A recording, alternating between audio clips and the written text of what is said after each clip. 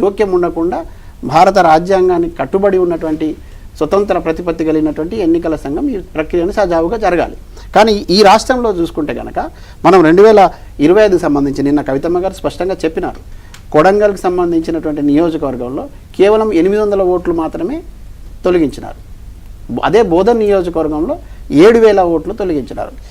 ఎందుకు ఈ సందర్భంలో మేము ఇది చూసామనంటే ఈ ప్రక్రియ పారదర్శకంగా జరుగుతుందా, నిజంగానే ప్రజలు కోరుకున్న విధంగా జరుగుతుందా అనేటువంటి విషయంలో బాధ్యత కలిగిన ఒక రాజకీయ పార్టీగా మేము దీన్ని పరిశీలించిన క్రమం లోపల మాకు కొన్ని ఆసక్తికరమైన విషయాలు తెలిసినాయి. అట్లాగే కేంద్ర ఎన్నికల సంఘం విడుదల చేసినటువంటి ఈ మొత్తం ఓటర్ల జాబితా ప్రకారం కూడా మేము కొన్ని తీసుకొని చూసాం.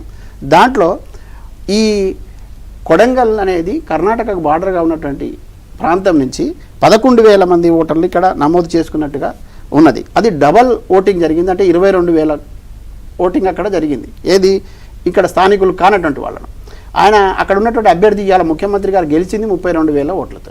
అంటే ఇక్కడ 22,000 ఓట్లు అదనంగా వచ్చి చేరిన తర్వాత దానికి సంబంధించినటువంటి పక్క రాష్ట్రానికి సంబంధించి అక్కడ కూడా ఉండి ఇక్కడ కూడా ఉన్నాయి 11,000. మళ్ళీ ఇక్కడ 22,000కు సంబంధించిన ఓట్లు వచ్చినప్పుడు ఈ 32,000లో ఆయన గెలిచిన అంటే కర్ణాటక వాళ్ళకి ఇక్కడ ఓటు ఉందా, ఇక్కడ వాళ్ళకు కర్ణాటకలో కూడా ఉందా? కర్ణాటక వాళ్ళకి ఇక్కడ ఓటు ఉన్నది. ఎందుకుంటది ఇక్కడ ఉన్నది కాబట్టి తీసి చూపించాం కదా.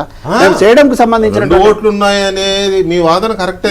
కాదనల్లా కొడంగల్ వాసులకు కొడంగల్లో ఓటు ఉంది, అట్ ది సేమ్ టైం కర్ణాటకలో కూడా ఓటు ఉంది అనేది మీరు చెప్తున్నారు.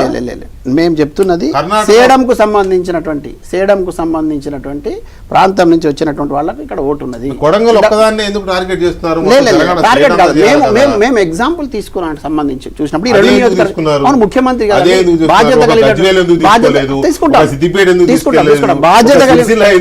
ప్రజలకు స్పష్టతను ఇవ్వాల్సిన అవసరం ఉన్నది. తర్వాత ముఖ్యమంత్రి ప్రాతినిధ్యం వహిస్తున్నటువంటి ప్రాంతం కాబట్టి మేము ఆసక్తిగా దాన్ని గమనించినాం, చెప్పినాం. మిగతా నియోజకవర్గాలు కూడా చూసుకున్నాం. ఇవాళ ఈ 2 నియోజకవర్గాల పోలికనే మనకు చాలా స్పష్టంగా చెప్తున్నది. అంటే ఒక అభ్యర్థి 32,000 ఓట్లతో అక్కడ ఉన్నటువంటి ముఖ్యమంత్రి అభ్యర్థి గెలిచినాడు. కానీ ఇక్కడ 22,000 ఓట్లు డబల్గా ఉన్నాయని మనకి ఇక్కడ అర్థమవుతా ఉన్నది. అంటే గెలుపు ఓటర్ను నిర్దేశించేటటువంటి ఓటరు 2 చోట్ల ఓటు కలిగిన వాడి వల్ల ఇస్తే అది ప్రజాస్వామ్యానికి విఘాతం కలిగించేటటువంటి చర్య కదా అనేది మా వాదన. రెండో అంశం ఏమిటంటే చాలా సందర్భాల లోపల ఇక్కడ ఒక ఓటు ఉంటుంది, ఊర్లో ఒక ఓటు ఉంటుంది అనే ఒక చర్చ కూడా జరుగుతుంది. మనం మేమేమంటున్నామంటే మేము కేంద్ర ఎన్నికల కమిషన్కు కవితమ్మ గారు లేఖ రాసినారు. చాలా స్పష్టంగా ఈ భారత ప్రజాస్వామ్యం పరిరక్షించబడాలి కాబట్టి ఒక నేషన్, ఒక సిటిజన్, ఒక ఓటు, 2 ఉన్న ఓట్లకు సంబంధించిన ఎక్కడ ఉన్నా కూడా ఒకే దగ్గర ఉండేటట్టు పారదర్శకంగా జరిపించమని. రెండోది ఓటర్లకు కూడా మేము విజ్ఞప్తి ఏం చేస్తున్నామంటే ఎక్కడ ప్రాంత ప్రజలైనా సరే ఆ ప్రాంత ప్రజలకు ఇష్టమైన చోట ఒకే చోట ఓటు ఉండేటటువంటి పరిస్థితి ఉండాలి. కానీ 2 చోట్ల ఉన్నటువంటి పరిస్థితిని రాజకీయ లబ్ధి కోసం వాడుకుంటున్నటువంటి రాజకీయ పార్టీలు ఆ రాజకీయ పార్టీకి దోహదపడేటట్టుగా ఎన్నికల కమిషన్ వైపు నుంచి సహకారం ఉండకూడదు, ఇది ప్రజాస్వామ్యానికి విఘాతం కలిగిస్తుందనే ప్రమాదం ఉన్నది అనేటువంటి బాధ, ఆవేదన మాకు చెప్పారు. కాబట్టి మిమ్మల్ని అడుగుతున్నా, మీరు బిఎల్ఏలు పెట్టుకున్నారా? సరే, మా ప్రయత్నం మేము చేస్తా ఉన్నాం. మా నియోజకవర్గ అదే ఇప్పుడు బ్లాంకెట్ గా ఈసీ మీదనో లేకపోతే బీజేపీ మీదనో సెంట్రల్ గవర్నమెంట్ మీదనో లేకపోతే రాష్ట్ర ప్రభుత్వం మీదనో రాష్ట్ర ముఖ్యమంత్రి మీదనో మీరు బ్లాంకెట్ గా అట్లా కాకుండా తెలంగాణలో సుమారుగా 35,000 బూతులు ఉన్నాయి. అంటే ప్రతి రాజకీయ పార్టీ 35,000 బిఎల్ఏస్ని పెట్టుకోవాలి. నాకు తెలిసి మీరు 2-3 వేల మందిని పెట్టినారో లేదా ఐ డౌట్. అంటే కొత్త పార్టీ కాబట్టి ఇంకంత నెట్వర్క్ మ్యాన్ పవర్ ఉండకపోవచ్చు.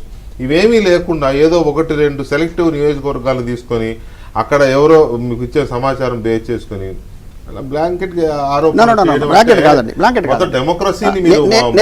నేను ఇక్కడ ఏం చెప్తున్నా, రాజకీయ పార్టీగా కొత్తగా రావచ్చు కానీ ఈ 119 నియోజకవర్గాలు బలమైనటువంటి సుశిక్షమైన సైనికులు ఉన్నటువంటి పార్టీ మా రాజకీయ పార్టీ. ఇప్పుడు మా నియోజకవర్గాల వారీగా మేము తప్పకుండా క్షేత్రస్థాయిలో తప్పకుండా మేము పరిశీలిస్తా ఉన్నాం. మీరు నియమించుకున్న బిఎల్ఏస్ ఇచ్చిన సమాచారాన్ని బేస్ చేసుకుని మాట్లాడితేనే